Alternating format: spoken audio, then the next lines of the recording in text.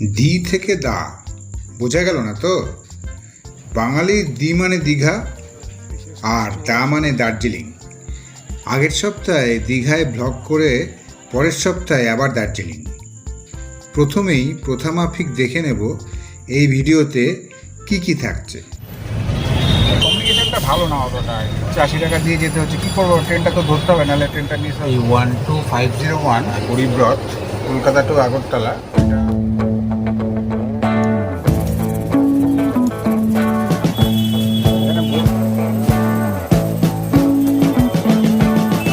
Ride একটু খারাপ হয়েছিল, তারও 8 ঘন্টা লেগে গেল।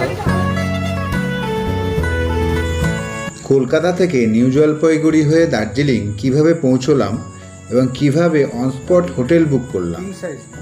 সন্ধেবেলা ম্যালের কাছেই এক তিব্বতী রেস্টুরেন্টে ধূপপা খেয়ে ঠিক কেমন লাগলো, তারপর মেঘলা ও বৃষ্টি ভেজা ম্যাল কেমন উপভোগ করলাম, এই সব প্রশ্নের উত্তর নিয়েই এই পর্ব।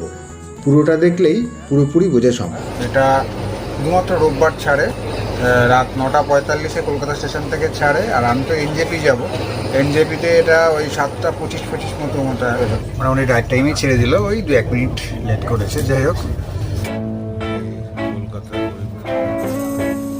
I don't wanna tie you up now. I don't wanna do the thing.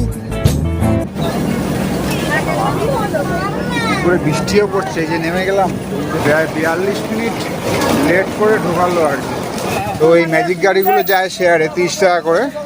ইঞ্জিনিয়রকে বাস স্ট্যান্ডে পৌঁছলাম, 105 টাকায় টিকিট করে নিলাম। 9:30 বাস, তবে ব্রেকফাস্ট করার সময় পেলাম না, তাহলে পরের বাসে যেতে হতো। শুধু একটু ব্ল্যাক টি বা লিকার চা পেলাম, কারণ বাস ঠিকঠাক সময় ছাড়লেও কিছুটা গিয়েই খারাপ হয়ে দাঁড়িয়ে গেল।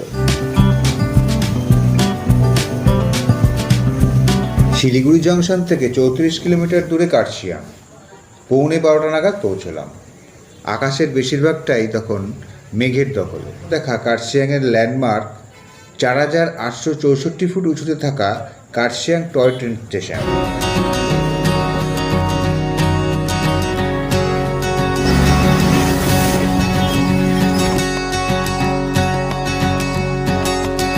তো 2:30 বেজে গেল। আস্তাবলের দিকে যাব,